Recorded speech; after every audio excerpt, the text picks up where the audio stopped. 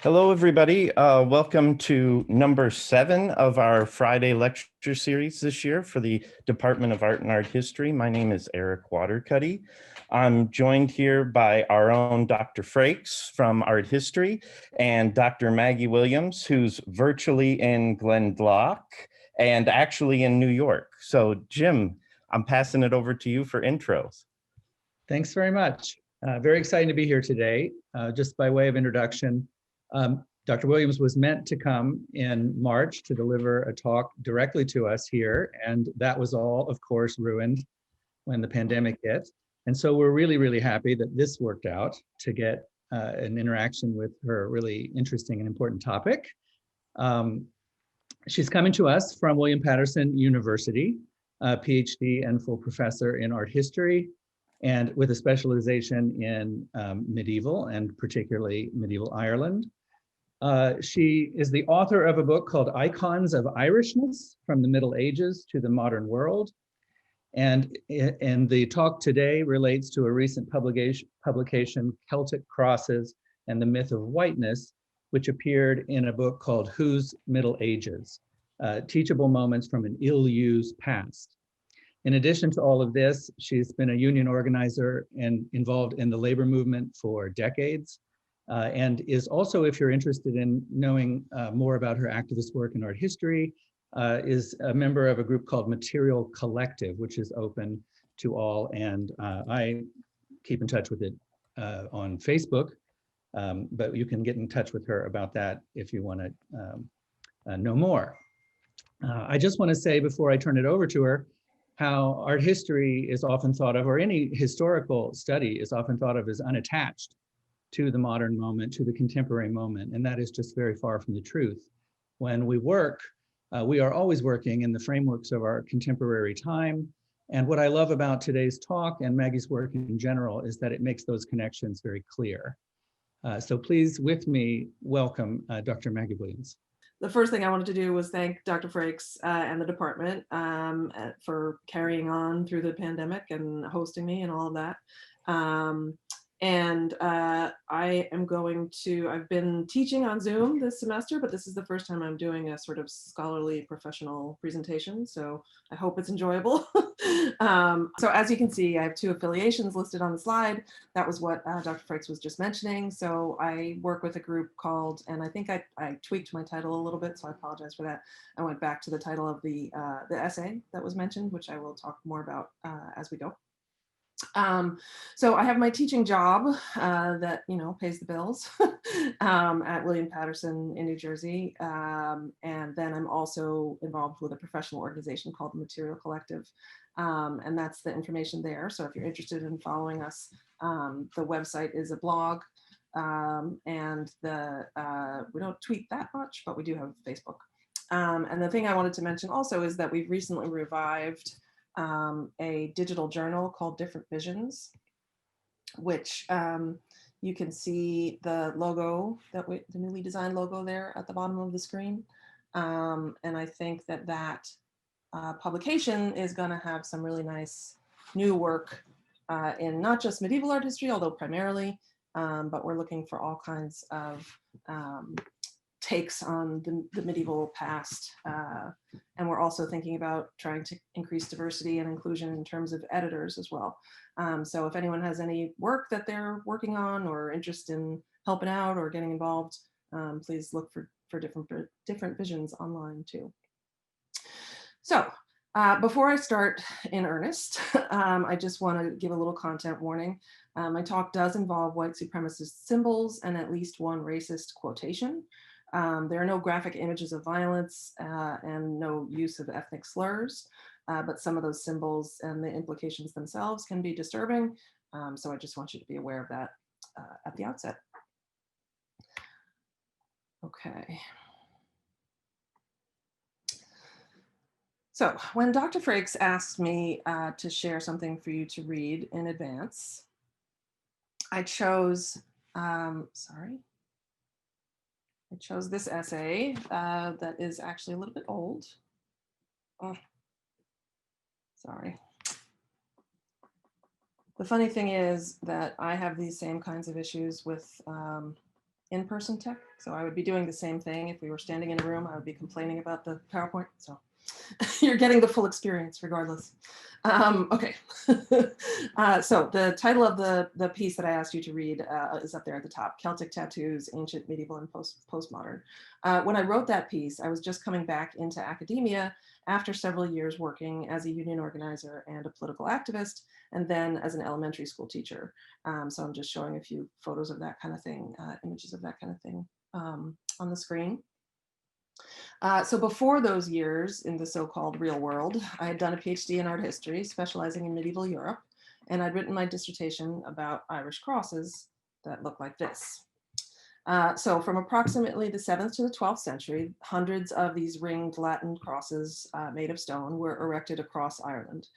And they also survive in Wales and Scotland in smaller numbers, but they're not exclusive to Ireland.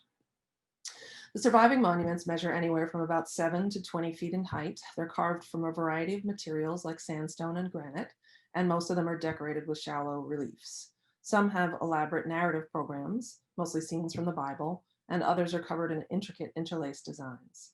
There's strong evidence that they were originally painted, although we don't know precisely what colors were used.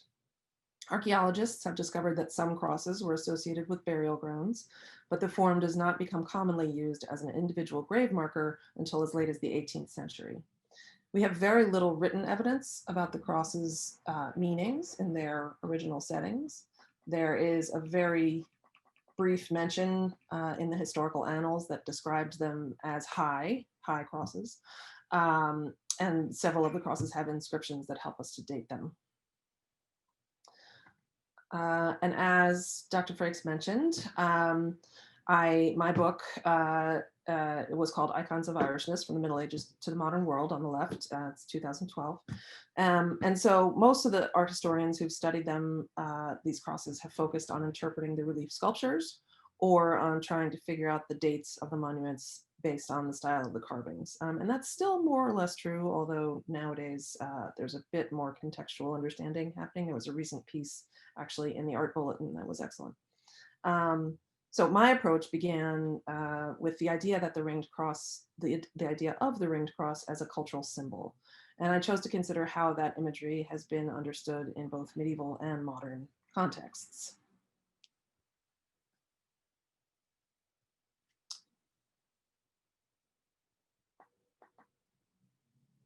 So the tattoo article that I shared is not my most recent work, as Dr. Frakes mentioned. 2018, I published a short piece in the collection Whose Middle Ages. And by the way, if you're attending this talk and you're interested in this topic of medieval imagery in the modern world, the other essays in this book are excellent, and I highly recommend it. It's very easy to read and really interesting. So I chose the older piece because my thinking has changed significantly since I wrote it, and I hope that our discussion can model one possible approach that scholars can take to counter the narratives of white supremacy in academic discourse. On the surface, I still see that old tattoo article as a fairly useful study of medieval Irish imagery and how those designs are used in modern body art. But now I can also see that it made me complicit. At the time, I thought I didn't need to fight racist ideas in my scholarship. Now I see an obligation to do exactly that. When I first chose to write about Pat Fish's tattooing, and this is so she's one of the tattoo artists that I describe in the essay. This is an image of her and one of her works.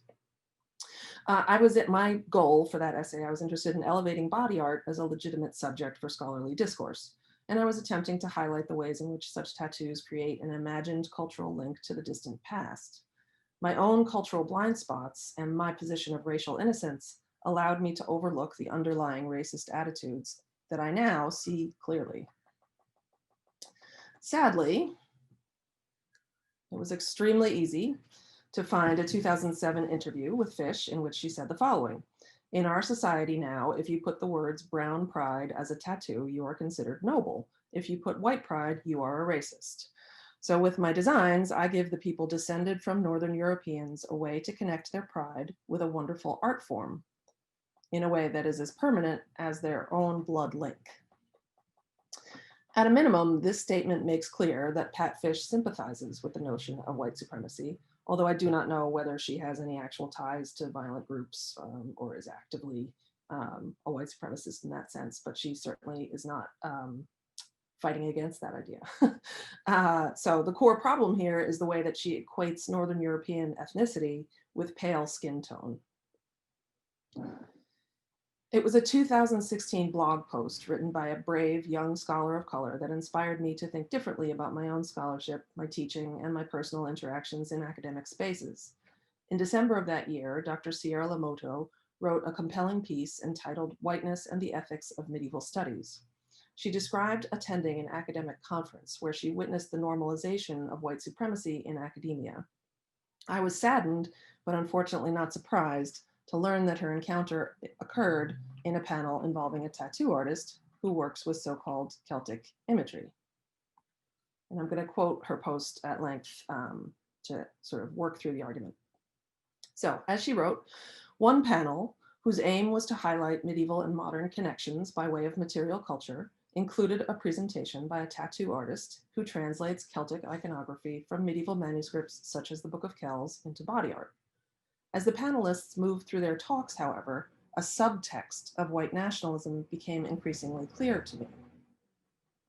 When I read those words, I didn't yet have the language to describe my own ability to compartmentalize and set that nasty subtext aside. Since then, I've worked to educate myself on the topic of institutional racism, and I now understand that I have an obligation to guard against a mindset of racial innocence, the idea that somehow whiteness is separate and apart from discussions of race. And I should say, I do not by any means consider myself an expert in critical race theory. I'm just trying to sort of catch up. So I'm continually working to complicate my perspective, and it takes quite a bit of painful self-reflection and time spent reading outside of art history and medieval studies. So in her essay, Dr. Lamoto went on to say, the deep significance of Celtic iconography within the white nationalist community was never explicitly referenced during the first speaker's presentation, nor during the Q&A, but it was unavoidably present. She was writing about things like this, and how hard they are to distinguish from things like this and this.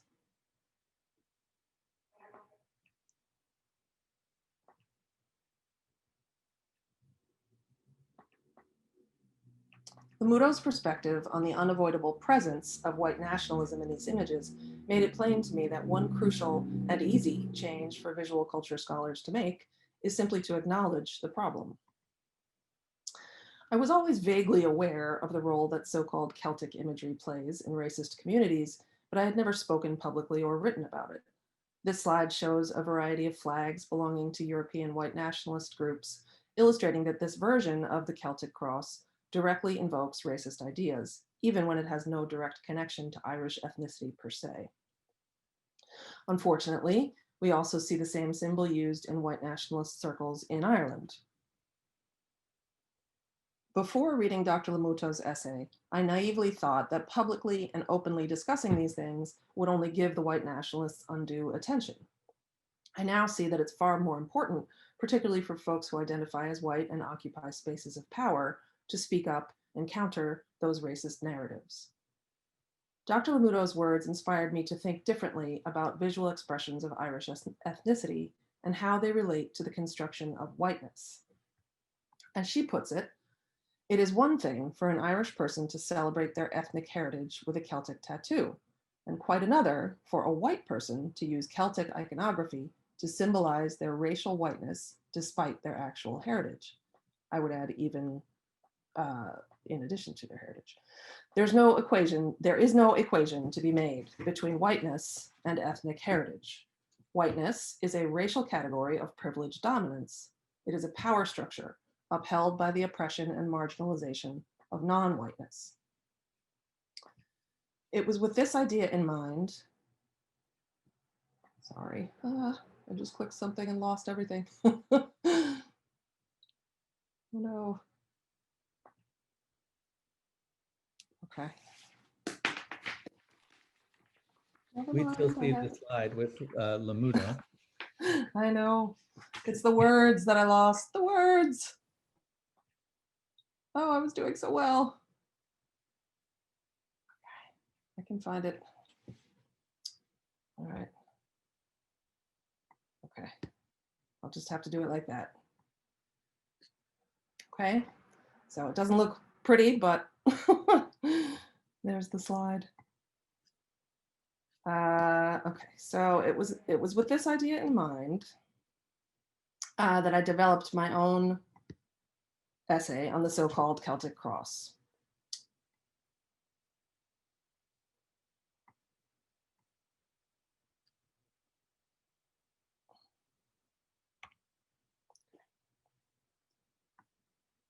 I began with a quotation. "Because we can't use the swastika is why we use the Celtic Cross. It symbolizes Christendom and Christianity and also the white pre-Christian tribes in Europe." This post, shared on the white nationalist website Stormfront in April 2010, clearly demonstrates the contemporary function of the so-called Celtic Cross as a racist dog whistle. The Maggie, phrase Celtic, yeah. I'm so sorry to interrupt you, but No, that's okay. the slide is not advancing any longer. It sounds like you advanced to another image. Oh, yes. Ugh. I think it Okay. just froze up. If you reshare the screen, we should be okay. Yeah, exactly. Sorry. Let me pause because I think it's better to go with the good old-fashioned paper version of the talk. Okay. I'm gonna reshare. We're all good. Luckily, you'll be happy to know these kinds of things don't bother me at all. And I don't mind it all being recorded. Okay. Better? Yeah, Yes. we're good. Okay. Okay. The phrase Celtic Cross is used to describe a variety of cross and circle designs, and while it is an ancient symbol, its modern manifestations often muddy the distinctions among ancient, medieval, and modern cultures in Northwest Europe and America. More insidiously, the term Celtic in this context brings a long post-medieval history of nationalism and white supremacism to bear on the image. In the ancient world, similar designs appeared in Scandinavia, Central Europe, Ireland, and elsewhere, but many are pre-Christian in date and therefore did not originally symbolize Christendom and Christianity as Luftwaffe Trooper would have it. This willful conflation of pre-Christian and Christian cultures is already troubling, but when the poster goes on to equate the design with the, quote, white pre-Christian tribes of Europe, they engage in a broader and more harmful construction of Christian whiteness as something that transcends the specifics of time and place. Indeed, white supremacists often fantasize about a pre-national Europe, where they envision a blended culture of pale-skinned people, Celts, Vikings, Anglo-Saxons, whom they can classify as white. In reality, each of those groups was already more diverse than they imagine, and each also had demonstrable contact with non-European people of various ethnicities. On the internet especially, this fusion of different cultural contexts is rampant, and it serves to create convenient narratives of dominance. The historical Celts were not native to Ireland, although they undoubtedly had a strong impact there. While their art uses cross and circle designs from time to time, they favored more spiral designs than crosses per se, which we can see in objects like these. The Celts were not Christian either. Celtic religion was likely polytheistic, and crosses in that context would not refer to Christ, the crucifixion, or Christian salvation. The term Celtic became associated with Ireland beginning in the 18th century, both in academic references to the Celtic Church and in moments of political nationalism. In fact, as far as we know, the historical Celts did not play a role in erecting the medieval Irish stone crosses, but their apparent preference for curved forms may have influenced the monument's ringed shape. So this cross is one that I have studied quite extensively, and I will allow you to just bask in its glory for a moment, because I do need to try and pick up where I left off on a different document. The name of it, you can see, is the Cross of the Scriptures. It is, we think, dates to about the 10th century. What you're seeing here is the original cross that is inside of a visitor center now, and that used to be outside in the monastery. And I can show you an image of that in just a second. The cross has elaborate images on its surfaces, as you can see, that depict images from the Bible, stories from the Bible. It's a single block of sandstone millstone grit, which was probably quarried fairly far from the site and had to travel quite a distance to get to the monastery. Sorry, and now I'm going far off script, but I'm almost there. Also the scriptures.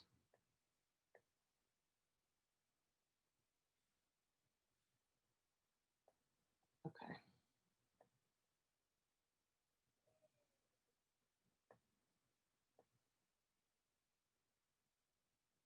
Okay, so the crosses, as you can see, are large and visible from quite far away. And here's the replica that now stands on the original site. So the cross that you were just looking at was erected on this site in the 900s. And then in the 1980s, this replica was built to replace it outside while it was moved into the interior for preservation. So they're large, the crosses, and visible from quite far away.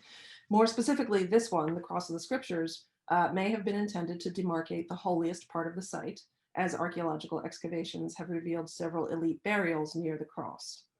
For the monks, aristocratic lay people, and pilgrims who were permitted into the inner sanctum near the cross, it probably also served as a devotional object.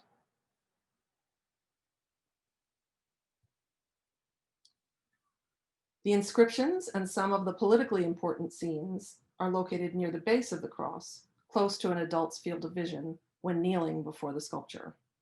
So this image on the left, we think represents or depicts a king on one side and a cleric on the other side, erecting the cross itself in the center. So overall, a monument like the Cross of the Scriptures marked the community of Clonmacnoise for its many different constituents. It gave them a symbol of local pride, something like the Statue of Liberty. At the level of the images depicted on the cross, it illustrated sacred text and reinforced important political relationships. At the same time, the imagery on the cross linked those local relationships to the overarching religious theme of Christian salvation. From the start, the Cross of the Scriptures was designed to articulate complex, layered symbolism that referred to local, regional, and even international ideas. That sophisticated medieval symbolism was flattened in the service of politics as the term Celtic began to be applied, particularly during the 19th century Celtic Revival. It was during this period that Irish and Scottish cultures were explicitly defined as quote unquote Celtic to contrast them with the English.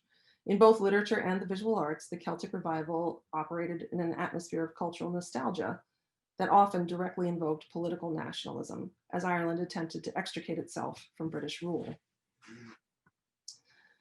During the same period, millions of Irish people were emigrating to the United States.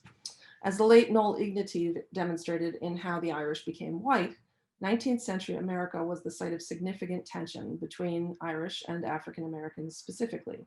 In his words, quote, slavery in the United States was part of a bipolar system of color caste, in which even the lowliest of whites, i.e. the Irish, enjoyed a status superior in crucial respects to that of the most exalted of Blacks. Because Blackness was the badge of the slave in America, people from Ireland who went there entered the free labor system, which made them part of the dominant race. As unskilled workers, they occupied the lowest place within it. Ethnicity marked the spot. Ethnicity here means being Irish specifically. Fair skin tone, on the other hand, is what allowed the Irish to, quote, become part of the dominant race. It was during this same period in the decades around the year 1900 that the image of the Celtic cross really began to catch on in American settings, particularly as a grave marker or small decorative replica.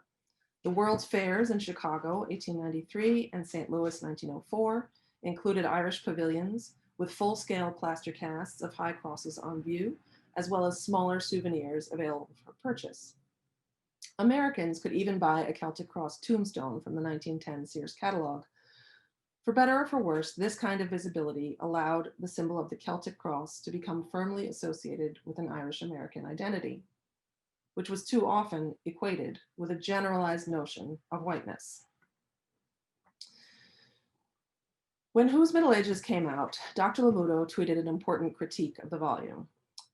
She ultimately recommends the book, but pointed out a key flaw in the publication process. So this is a slightly different issue, but Dr. Frike specifically asked me to think it through. I've talked about it elsewhere as well, just to kind of think about the different vectors of how working towards anti-racism play into academic settings.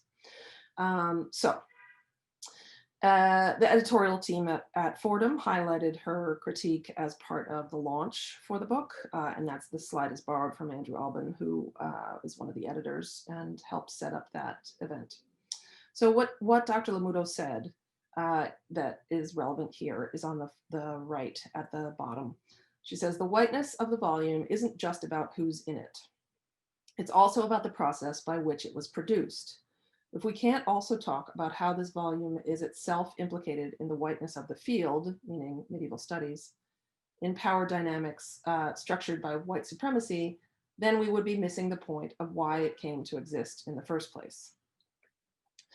So I completely agree with Dr. Lamuto's critique on this thread, and intellectually, I entirely see her point. As a human being, I also felt guilty, ashamed, frustrated that I was right back where I started in terms of being complicit, only this time in a very different way. In this scenario, the politics of academic spaces were involved in a way that my focus on social justice had blinded me to. I wasn't thinking about the opportunity to publish as the privilege that it is. I was thinking about reaching the widest and whitest possible audience in order to educate people on the damage that the so-called Celtic cross can do.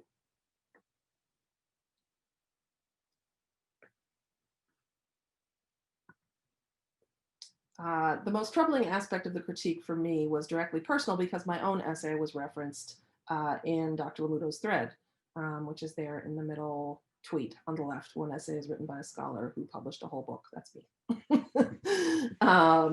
So there is an intellectual argument to be made that her choice of my piece as an example is not the perfect example, because I am one of the few people in the world who knows about medieval Irish crosses, but she still has an important point.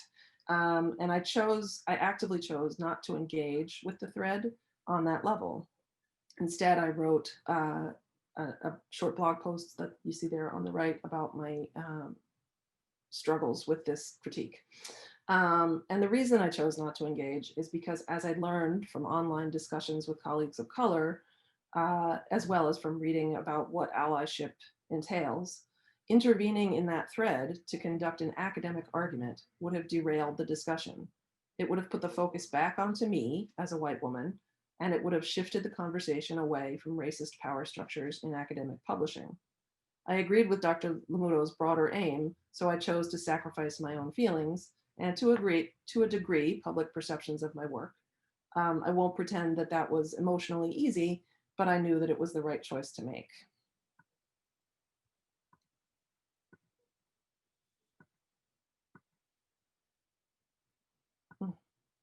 Sorry, I ended up with some extra images in there. Since then, I've struggled with whether or not to accept invitations like this one. On the one hand, I want to reach as many people as possible to educate folks about the harm that so-called Celtic crosses can do. The history of art as it is generally understood in Europe and America has an undeniable relationship to a colonialist and racist past. I believe that specialists in visual and material culture have a pressing responsibility, even an obligation, I would say, to address these topics in whatever ways we can. On the one hand, I want to support BIPOC, Black, Indigenous, people of color, people in the modern world. And my personal need to prioritize social justice work over academic work doesn't always allow me to see what folks of color in academia often want or need, which is opportunities to publish, to speak, to participate in the discourse. So I tried very hard not to further colonize academic spaces and overshadow other people's voices. Ultimately, I hope that those of you who identify as white will choose to absorb criticism when it comes, reflect, and do the best you can to continue dismantling the racist narratives that ultimately weaponize the past against people of color and Jewish people in the modern world. Thank you. And especially thank you for bearing with me with all the technical problems. Thanks so much. That was very stimulating, and I really appreciate your adding the stuff about your experience after those critiques came your way. As a story I didn't know yet, and I understand so clearly your choice to not engage with that thread. But then you went on to say how you struggle with invitations like this. Because there's the possibility you'll be, I guess I'm understanding you to say you'll be denying an opportunity to someone who needs the opportunity. But I wonder, as I listen to that, isn't it just, I'm not in any way saying this was the goal of the critic who was pointing out the power structure that allowed you to publish, but doesn't there have to be a maintenance of all interested parties' ability to speak on the subject, things like this, so that we can actually see and learn one another's views? So I mean, I'm very glad you accepted the invitation. I wouldn't have thought it a mistake, but I'm wondering, what do you think about this? How do you find balance in a system that's weighted, its power structures are weighted in certain ways? Yeah, I mean, it's very hard. And the thing is that Dr. Lamuto and a lot of the folks that I interact with in digital spaces are in what generally is referred to as medieval studies, which usually means history and literature as opposed to art history. So I think there's a slightly different disciplinary thing happening because what seems to go on in literary and historical circles, there's sort of more competition for spaces like this than there are in art historical ones. So I think I'm being overly cautious, maybe. And I think that, you know, it's a delicate balance, right? It's important to, as I said, important to sort of spread the word and keep saying this, I feel, publicly. And it's also not, you know, there isn't anybody who's going to talk publicly about Celtic crosses, at least not medieval crosses, who is also a scholar of color. Not that I know of in the world right now anyway. There may be graduate students coming up, but not senior people. So it's a tricky one. Ancient Studies has a similar existence, although some of that seems really to be changing, which is exciting to me and to the field. How does the Q&A look, Eric? Are there things coming in? Yeah, there was a question kind of following up about the dialogue you had with Dr. Lamuto. A question if you have had any direct contact or discussion with Dr. Lamuto since, you know, the digital part, and then you wrote the blog post. But maybe if you could follow up on how the conversation with her or collegiality, how that kind of developed from there. Right, sure. Yeah, I mean, I have not ever met her in person. But I do have we have a common friend who I know has you know, met her and says she's lovely and all of those things. So I didn't directly reach out to her. Similarly, I thought, okay, you know, I could do that, and I could send an email and ask, you know, for I don't know, for a dialogue, I guess. But again, it didn't seem to me that the priority, right? The priority was not my reputation, I guess, right? And it was easy for me. I know that that's not easy for everybody, but for me, it was easy to say that that wasn't super important, because I was in a point in my career where I was already tenured, I was established, I was not yet promoted to full, but it wasn't gonna, that if a few people out in the world thought that I had taken the place of a scholar of color, I was not going to lose my mind over that. And so it felt like it wasn't important enough to take up her time to do that, I guess. Right. But so as far as I know, she's not hostile to me. We don't have any bad blood between us. She spoke at there's a Race Before Race conference that some of the ancient and medieval scholars are doing, I think annually, which has been great. And I saw her speak at that remotely because it was during COVID. And she came back to the issue, but didn't come back to me specifically. So I think it was put to bed, so to speak. Well, and I mean, I just thinking about criticism and arts or scholarship, to a certain extent, we have to let the work exist and have its own dialogue around it. So I definitely respect your choice, and it's definitely admirable too. There's some questions about the connection to or the white supremacist connection, and the idea that these whether it's a heritage group like national heritage or white supremacy, that there's a lot of appropriation and and that maybe exploitation of these images and ideas. What do you suggest, or what in your opinion is the best way to combat this, from an artist's perspective or from a scholar's perspective? Yeah, I mean, I think that me writing an essay here and there is not going to be the thing that changes it worldwide. I definitely am under no illusions that that's the case. I think I just personally felt compelled because I felt that shame, right? When I looked back at the cover of my book and I saw that image of the tattoo, I thought about the whiteness of it in a way that I had not thought about it before. Frankly, I used that image. It's a photograph of a young man who worked in the pharmacy. And I used it because I didn't want to have to pay rights to use an image. So, And you don't know otherwise much of his right, exactly. why he had that cross on his arm or anything. Exactly. So Yeah. he could have been a full-on white supremacist for all I know. I don't think so, because it was like a memorial for his uncle or something. Right. Yeah. I just was that's the whole idea of racial innocence, right? That I was able to function in the world without even having that cross my mind. Yeah, sobering.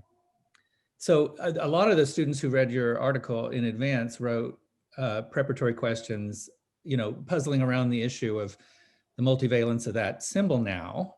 And what does one do? One person was thinking about the tattoo artist. Another was thinking about the person who's getting the tattoo. Mm-hmm. What does one do if that's a beautiful image that has positive connotations? And yet, do you have, is there advice for people? I mean, obviously one option is just not to do it, but what if one wants to be Irish but not white, in that political sense?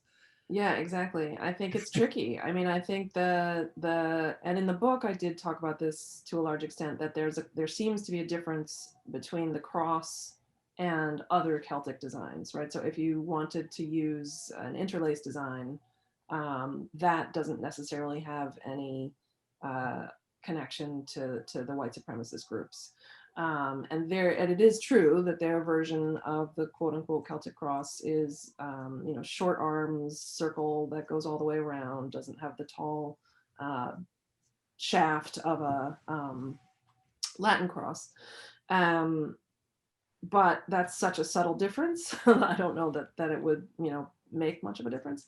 I mean, I know that there are people who have sort of panicked and decided to try to cover up an old Celtic cross tattoo as they think about it. I mean, I think that I guess my advice would be, if you're wanting to do something that illustrates Irish heritage and you're really in love with the image of a Celtic cross, think about figuring out a way to put it into a design that also expresses an anti-racist sentiment, if that's where you're coming from, right? Because the issue is the harm that it might do unintentionally, right? So if there's a person, so for example, I live in a neighborhood that is very Irish and Italian here in Brooklyn, although much more diverse nowadays, but kind of historically Irish and Italian, and a lot of firemen. And a lot of them have Celtic cross tattoos. And so I now, because I have started to think about this from a different point of view, when I see one of those people, I'm afraid of them. Whereas before I wasn't, you know, and so I think I imagine that that must be how people of color interact with that kind of imagery, because there's no way to know, right?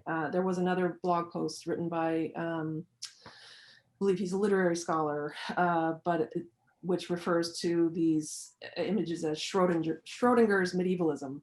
So the idea being that Schrodinger's cat was that whole old experiment about the cat's in the box, and you don't know whether the cat's alive or dead because it's in a box and you can't open the box. And so images like the Celtic cross are in that same position, right? It means one thing to one person, but a totally different thing to another person. And so as a white person, you might be, you know, unintentionally scaring or alienating people of color without even realizing that that's what you're doing. So thinking about it, I think, is, you know, crucial at the outset. And, you know, if it's a concern, maybe choosing an interlaced design instead. And then I would say, you know, like I said, if you already have one and you're worried about it, maybe add another one near it that says, you know, love for all or something. And another student brings up what comes to many people's minds and what was explicitly referred to by the Stormfront group, the problem of the Nazi swastika, especially nowadays in South Asian religions, where it has a different meaning. They're trying to reclaim, you know, as such, I suppose. I don't know if I'm asking a question. I'm just noticing that that is a really intractable problem, that symbol. And it sounds like the Irish ring cross, short stemmed anyway, is headed that direction or is already there. Yeah, and that's kind of what I mean, that's what I would say, yes, is that I think it was already there during the time, or it got from A to B, right, during the time that I was writing books and teaching and having kids. And then, you know, suddenly down the road, by the time Dr. Lamuto had that experience at the conference, it may have already been too late, right? Like she's younger, you know, and she's coming up in a world that she's experiencing differently, obviously, because she's a person of color to begin with. And then, you know, she attends that conference with different knowledge because she's paying more attention to it, both in her scholarship and her lived experience. So all of the flags that I showed, for example, they're all sort of early 2000s, right? And in the early 2000s, I was union organizing, and then I was teaching third grade, and I was having babies and whatever. So I wasn't thinking about any of that, right? And then by the time I got to the point of writing my book, all that was out there, but I hadn't been researching it because I was in a historical mode, and I was thinking, oh, this is art history. This is separate from, you know, what's happening out there. And so it just, you know, again, coming back to that whole issue of racial innocence, which, by the way, is a concept that I think is probably described differently by different critical race scholars. That phrase comes from Robin DiAngelo, who's the one that wrote White Fragility. I think White Fragility can be a useful book, but I didn't specifically refer to her in quotations, because I think that she has kind of, there's some discussion about her role in sort of colonizing critical race studies, right? She's a white woman, and she's written this book that's suddenly now a huge bestseller because suddenly everyone's interested in it. And I've seen some critiques that say, yes, it's useful, but what about the, you know, bibliography of 40 years of people of color before that? And 40 is a very low estimate. 100 years, I guess, probably, if you count W.E.B. Du Bois. There's a question about the connection to Christianity in terms of the ringed cross or the Celtic cross. Could you go into a little more detail or clarify how that particular image moved from, because initially it didn't, you were saying it didn't have a distinct relationship to Christianity and then got kind of repurposed. Did that happen later on in that re-celebration, or when they were making such monuments, how did that relate to, or how did that grow into that? Right. Yeah, I mean, I think that's some of the stuff that I had to go back and look at, because I think that mostly happened in the early 21st century. The 19th century revival of the cross was largely about political nationalism in Ireland, and largely about the idea of representation for an Irish nation. That would have been, the idea would have been reuniting Ireland and expelling the English from Northern Ireland. And so the cross was used in those contexts to signify a kind of Catholic political position in terms of Ireland itself. And then it moved to America, where it became a more nostalgic thinking about the land that we left and all of that kind of stuff. And in those contexts, it was always a Christian symbol, right? And I think also that this comes back to the issue of tattoos, is that often the folks who are getting the cross specifically want to emphasize both the Christianity and the Irishness, or the Catholicism and the Irishness, which again should be fully acceptable. It's just hard to make the balance there. And so what I'm trying to illustrate about the smaller Celtic cross that's actively used by the white supremacists is that the image that they're taking is from pre-Christian sources, right? They're using pre-Christian sources, which also happens with the folks who are sort of obsessed with Scandinavian culture in a similar way. Right. And so they take these ancient symbols and then make some connection to modernity. So in the case of the Celtic cross, the Christianity is sort of layered on top again, in a way that's really sort of weird. There's a question about what you're working on now, and if it relates to this current kind of discussion that you're having about race and academia. Right. I mean, it's, I was sort of saying this to Dr. Frakes when we chatted beforehand, because as probably several of you know, he and I know each other from graduate school, when, I was very much in the Middle Ages in my mind. Nowadays, I'm really not in the Middle Ages very often at all. I teach at a school that is a Hispanic serving institution, which means we have 25% Latinx students, and I believe we're majority minority. We're certainly minority serving institution, which is a phrase that I don't love, but it means that we have a lot of students of color. And so honestly, mostly what I work on these days is making sure that those folks get a decent education and a college degree. And so I feel like that's the best work I can be doing. There's just no bandwidth or time for research, really. And as I said, there are other people. So if it's, if anyone really wants full-on academic medievalist research on Irish crosses, the recent essay by Heather Pulliam in the Art Bulletin does what I would have done 20 years ago if the Art Bulletin had been ready to listen. But so it's there, it exists. I have a quick question. I hope it's a quick answer, but it's my own curiosity. You characterized that the Irish use of the cross was part of the British, the English attempt to define Irish and Scottish as different races, and it's so that they could create this political structure of dominance out of it, and then also so that the others could resist from the other direction. But was whiteness a part in any way of that process, or do you? I mean, I would say yes, only insofar as Dr. Lamuto says, right, and as the scholars who really study race, describe it, whiteness doesn't really have much to do with skin tone. It has more to do with power, right?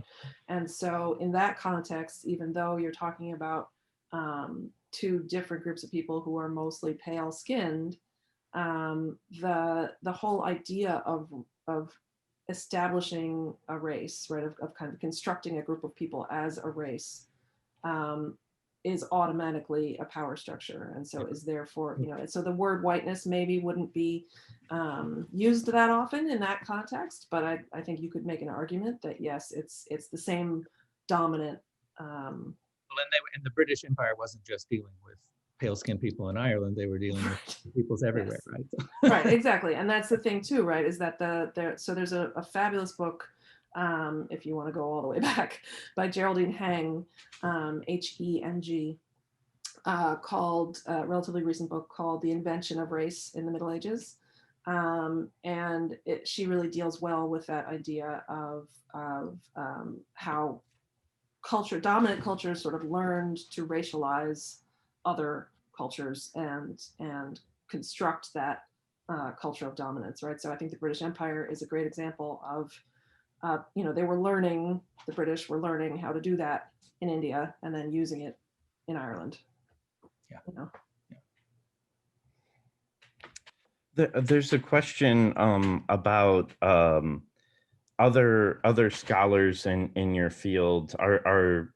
Are there similar struggles that you know of with medieval and Middle Ages research in dealing with this issues of appropriation and racism that you know about or can share? Oh, heck yeah. Sadly, yes. Medieval studies has had a really interesting and rough go of it over the last, I guess I would say maybe around 2015, definitely by 2016, when she wrote that post. So the active white supremacists in the world are looking to the Middle Ages left and right. They're interested and they want to make this connection of a purely white past that is entirely invented. So medievalists are fighting back on that pretty hard. Some of us, and so that the pushback is similar to what's happening in the classical world, in classical studies, ancient studies. The idea that Europe was entirely white, let's say, right, from the years 500 to 1000, is just false. It's just factually incorrect. And so there's that element of folks saying, actually, the medieval period was much more diverse. We're thinking a lot about, so I'm doing some of that in my teaching. There was the Caravans of Gold exhibition a few years ago that was great for that. I've just been teaching that. And that really just looks at the kind of how this period that we refer to as the Middle Ages looks from an African point of view, basically, and how to integrate the cultures that were operating on the sort of periphery of Europe, that even though geographically they were on the periphery of Europe, they're really sort of crucial and fundamental to the way that medieval art in particular developed over time because of things like gold, literally, right? So gold and ivory are coming from Africa. So you can't make a gold and ivory reliquary unless you have gold and ivory. So, there's that kind of thing. And then there's a lot of, what the unfortunate part is that there's a lot of stress and strain amongst scholars that happens in social media and stuff like that. There's a lot of fighting back and forth and a fair number of white medievalists who are uncomfortable with change, who aren't willing to listen to the kind of younger and more diverse voices. But I think the trajectory is moving in a direction that is overall positive. The Public Medievalist is the website that has the article about Schrodinger's medievalisms, and they do a bunch of good work. the scholars that organize the Race Before Race conference, which is in Arizona State. They are doing great work. Medievalists go to an annual conference every year, which is now virtual, but some of us have been trying to organize anti-bias trainings and things like that at that conference in May. So yeah, it's been there was a sort of salacious article in the New York Times about how medieval scholars were, I believe the title was jousting with one another, of course. So, yeah. Yeah. Thank you. Was there anything else, Dr. Frakes, or? We have time for one more. This is a student has asked, I think, both in the Q&A and in the question about just colonialism as a practice when how we become complicit in it when we like things that are from other parts of the world. So we've talked a lot about how people who carry with them an Irish identity should interact with a symbol from Ireland. But what if you have no connection like that at all? And is there a way to connect? I think you did really sort of give your answer to that when you said be thoughtful about how you combine the image or display the image. But do you have further thoughts on just the sort of implicit colonialism we all participate in when we appropriate? Yeah, I mean, I think it is sort of a slightly different question. And I don't know, I guess it's so contextual, right? I mean, it depends on the particular appropriation and the particular reason for the appropriation. And sometimes it's just a little cringy and sometimes it's really awful, right? I'm thinking of the, when Nancy Pelosi and the Democrats wore the kente cloth and knelt. I don't remember why they were doing that, but I felt like that was a sort of strange, it was kind of a strange choice, although it was a powerful image and it didn't seem to get a whole lot of backlash. So, I don't know. I think it's too contextual to say generally what I think about that. You have to kind of, I believe that folks who identify as white or appear to be white have some responsibility to just think carefully about it right before doing anything like that. I'm trying to think of an example. Oh, I know an example. I was lucky enough to go to Puerto Rico last December with my family, and I bought a ridiculously colorful sort of muumuu to wear to the beach that I loved and that my husband made lots of fun of. And then after the fact, I realized that it was actually kind of based on an African pattern and ended up looking like an appropriation. And I decided it was just too goofy, that I couldn't wear that. It could potentially offend people, and I didn't want people to assume that. And so if I needed hot pink, I would get hot pink, but I couldn't do the pattern that was too close to the African patterns, especially not in Puerto Rico. Yeah. Well, yeah. How do we express our love for things that we find interesting as cultural objects or beautiful for whatever aesthetic response we have, and we want to engage in a positive way with it, and yet image culture, as we all know, is a minefield. Yeah, and I'm noticing some of that in the chat also, right? The idea that the Confederate flag is a similar trajectory there, right? Because it's so hard to differentiate what the meaning of that image is, right? We actually, there's a window around the corner here in Brooklyn with a big Confederate flag displayed in the window, and I cannot imagine that is a person who's longing for Dixie, but maybe. Yeah. Just personally, to me, there's no ambiguity about that symbol at all. Yeah, not anymore. I don't think there ever was. But that's, yeah. How are we for time? I see that we've hit the... Yeah, well, this has been really great. Thank you, Dr. Williams. It's really been a great discussion, and especially even at the end there to see how, things are tying into, visual studies and, artistic practices and appropriation that you know, from tattoos to social media. I mean, we live in this inundated culture, and to know what we're referring to and how it's being used, I mean, that's part of the practice. It's part of the study. So it's been really illuminating to hear about your own work in that case. So thank you so much. Sure, I'm glad. Yeah, I mean, it's interesting that those conversations on social media really made an enormous difference in the way I see the world entirely. So I'm very grateful to those younger medievalists.